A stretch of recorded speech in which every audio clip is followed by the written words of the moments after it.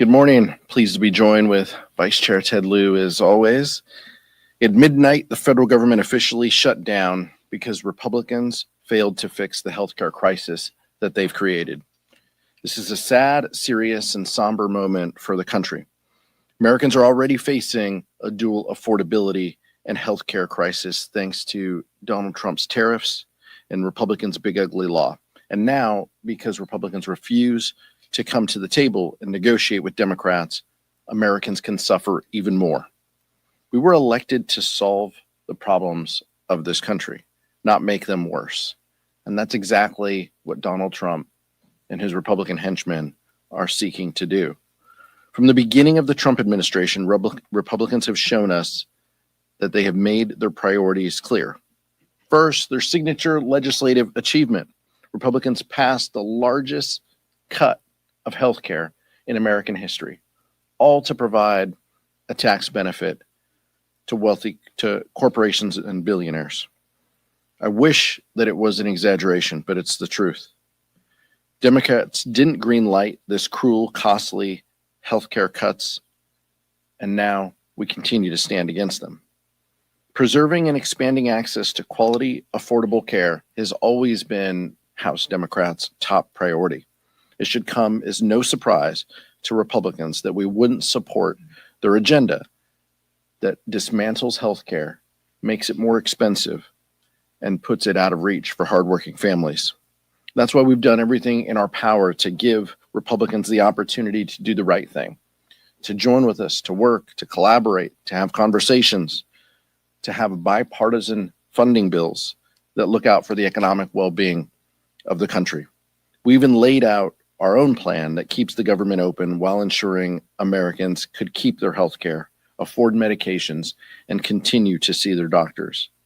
Even as the government closes, Democrats will continue to keep fighting. I hope our Republican colleagues will finally wake up and join us. Vice Chair Ted Lieu. Thank you, Chairman Aguilar.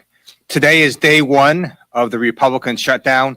Republicans control the White House, the Senate, and the House. Democrats are here working on behalf of the American people. We're fighting to lower costs, cancel the cuts, and to save health care. And where are House Republicans? They are on vacation. We are asking Speaker Johnson to bring back House Republicans right now so we can work together to not have this government shutdown. It is now a very bad time to have a government shutdown because we are in a very bad economy. We know that unemployment has now hit near 4-year highs. We know inflation has continued to rise this year. And we just learned today from payroll processor ADP that private sector jobs, which were expected to increase by 50,000 last month, instead decreased by 32,000. Trump's economy is crushing Americans financially. House Republicans need to come back, work with Democrats, and stop this Republican shutdown. Thank you, Ted. Questions? Nick? I wonder if I can get your reaction to Russ vote announcing this morning that the administration was putting funding on hold for infrastructure projects in New York, Hudson River Tunnel and Second Avenue Subway. I think this is probably what they meant when Donald Trump said we're going to extract maximum pain. The goal from Donald Trump and his administration has been all along to make this painful. This isn't about policy priorities for them.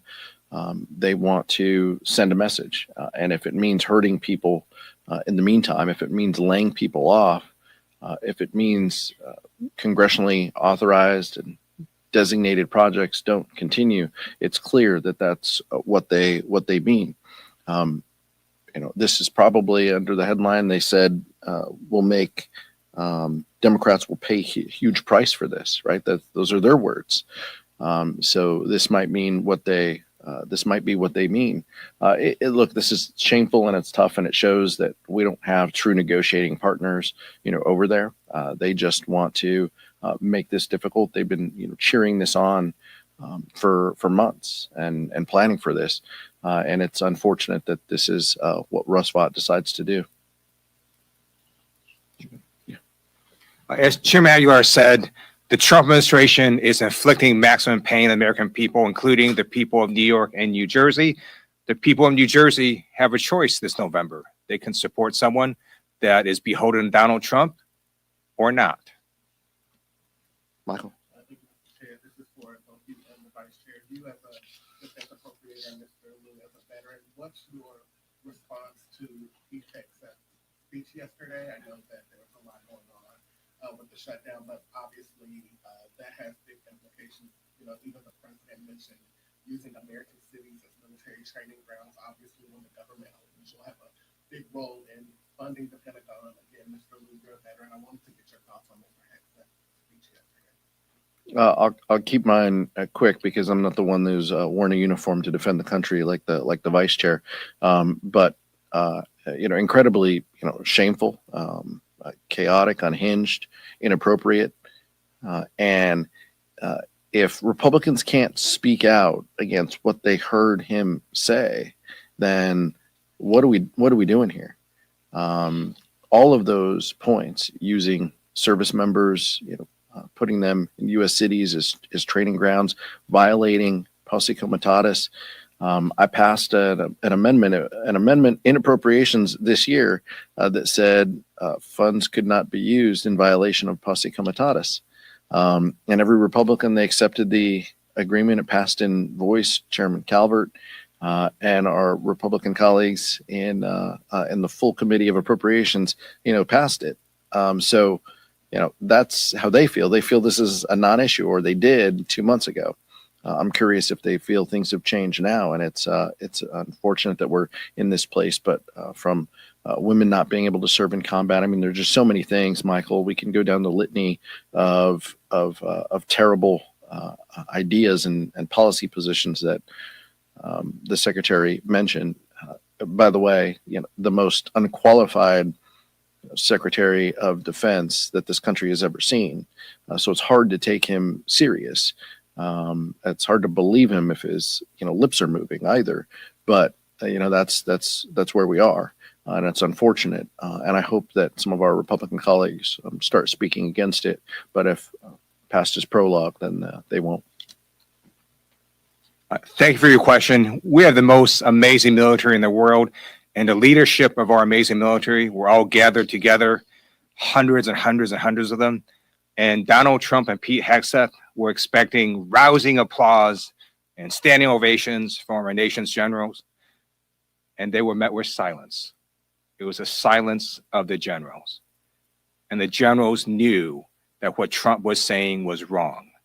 We do not deploy American forces against Americans in our cities. Our military is not to be used for domestic law enforcement. It is not trained to do that. And our generals simply sat there silently. It's also illegal for Donald Trump to order U.S. troops against Americans in American cities. A federal judge has said so. We expect the appellate courts and even the Supreme Court to uphold that ruling. Our expectation is that generals and members of the service follow the Constitution and the Uniform Code of Military Conduct. Those are their guiding principles, and it's our expectation. I don't want any of those individuals to resign or retire. I want them to hold strong to the Constitution and the oath that they've taken. Questions? No, I'm sorry. Eleanor, did you? Yeah, I'm sorry. Go ahead. As kind of you're asking for negotiations, what you want out of the Republicans, and you made pretty clear what's going to be needed with these Affordable Care Act subsidies as well as the decisions provisions too.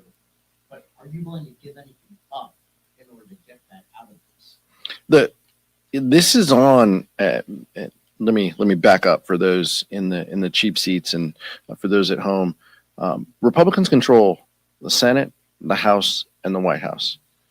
They must have a plan to solve this, unless they are talking to us. I mean, if they aren't talking to us, then they must have a plan. They need Democratic votes in order to fund government. So it is on them to engage us, talk with us, show up to work, cancel your vacation. come to work, talk with us. We've been having these conversations. We've been pushing to engage since March, by the way, a CR that we didn't support as well. And we have been saying loudly that we have huge concerns from the rescissions that Donald Trump and his administration have executed to not spending resources that Democrats and Republicans have allocated. We have been telling our Republican colleagues for months these are concerns of ours. And we have told them, work with us, talk with us. And all we got were partisan bills because Speaker Johnson is just interested in being the chair of the Republican conference. He isn't interested, apparently, in being the Speaker of the House and passing things with 218 votes that can become law. That's what he could be focused on, but he's not. He is simply focused on doing what his conference wants, trying to keep them together. It's a shame because as a result, this is what we get. The Vice Chair said it. There were day one here, and it could have gone a different way, but that's not what House Republicans want. Thanks, Mr. Chairman. You guys have over 200 Democrats in the House. You only lost one vote on this continuing resolution when the vote was on it. Yesterday, before the shutdown even started, Senate Democrats lost 3 votes. Are you worried that as this goes on, we could see a repeat of the CR earlier this year and Senate Democrats? It's a question for the Senate, but I will tell you, each of those senators who voted yes, all of them have said Republicans need to come to the table. Republicans need to negotiate. Republicans need to help avoid the healthcare crisis that they have created. Look, I understand the question, but there is, unity in message and what we want that Republicans need to come to the table. Any one of those senators would agree, and many of the senators who voted no on the CR would say the same thing. In the past, in shutdowns, we've seen both sides come together and pass certain measures that would fund military members so they don't go without pay. I was wondering, is there any discussion yet? I know it's early in the shutdown, but is there any discussion about doing any supplemental pieces of legislation like that? And I guess, or two, more broadly, Republicans will be back in the House next week. Is there any discussion yet about at least coming to the table and starting a negotiation? Well, in order to come to the table, Republicans have to be here. They're not here. They're scattered across the country, across the world, maybe on some trips, on vacation. We're here ready to work, and that part's unfortunate. We want to avert the healthcare crisis that we know is coming. I appreciate you asking about possible legislation. The majority controls the floor. If Republicans want to put pieces of legislation on the floor, they can next week. We are saying, let's avoid this shutdown. Let's end this and let's have conversations about what's necessary to fix this healthcare crisis that you've created. But we're not going to take pinky promises like Speaker Johnson hands out to his conference, giving them, select committees and other things. Like his word doesn't mean much to House Democrats at this point. After backing away from a truly bipartisan CR in December, that's the floor, by the way, of what we need. Democrats and Republicans coming together, agreeing to a continuing resolution. For those of you new to this room, Republicans backed away from that deal, from that bipartisan agreement when Elon Musk told them to, and then they had a smaller CR in March that we opposed. So that's the stakes of where we are. I don't control the floor. The vice chair and I don't control what comes to the floor. We'll handle that when Republicans notice it. But House Democrats stand ready and willing to engage and negotiate to end this shutdown if Republicans are serious about addressing the healthcare crisis that they've created. I just wanted to get your reaction to some fellow Democrats as well as Republicans have said, like the thousands of government workers who are going to go without a paycheck, that some members of Congress should also go without a paycheck. Just wanted to see if you agree with that or what you think about that. Members will make their own decisions on that. We're very mindful of how the shutdown affects government employees, people who work for the federal government who have been furloughed, people who work here in the United States Capitol, people who work as vendors here in the Capitol as well. We know that this is a disruption to them and their families. There's no pride, there's no glee in that. The Constitution indicates that members of Congress get paid, and so that is the current law. Some members will take other positions to have their pay set aside for a moment of time. Every member will make their own decisions. Mike? Republican leaders are saying that they're not going to go negotiate until the government is open. You're saying you're not going to open the government until they negotiate. So you guys have a real problem up here in the Capitol. With that in mind, do you see anyone in the White House, the president or anyone else, as a better negotiating partner at this point in terms of opening up the government? Even though you just said you don't have true negotiating partners over there. But is there anyone in the White House? Yeah, I don't think there's. I think it's incredibly difficult, but I think I don't think we trust any deal without Donald Trump in the room and as part of it. House Republicans have proven, even if they agree to something, they have to go back to him to bless it.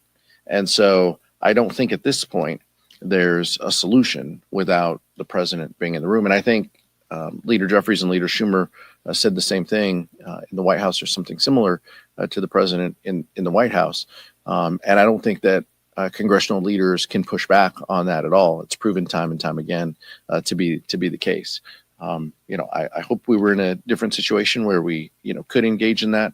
House Republicans have burnt through their goodwill by walking away from bipartisan deals in the past. Today was the first day that NPR and PBS were stopped receiving federal funding. What are your concerns with this lack of funding? Our concerns are, the bedrock of our democracy is a free press, and that means everybody should get an opportunity to hear the news, no matter your zip code, no matter if you're in a rural community or an urban community. And many communities get their news through one or two, channels or radio stations. And in a lot of rural America, much of that is through NPR and their affiliates. So I'm less concerned with the kind of, Beltway news sphere, no disrespect to all of you, but how Americans across this country receive their news. And in many cases, there's been media consolidation and just geographic barriers to people getting their news. We need to make sure that people have, fair and honest reporting so they can make a decision on what's best for them and their families and their communities. And I think the decisions that Donald Trump and House Republicans have made to eliminate that funding is wrong. I think a couple of Republicans have spoken out against it. Some have tried to strike a deal and have floated, options. But to date, we don't have that. And so many of these stations, I'm afraid, are going to lose funding and jeopardize the services that they provide to rural America. And that's unfortunate. Last one. What are your reactions to the tariffs on pharmaceutical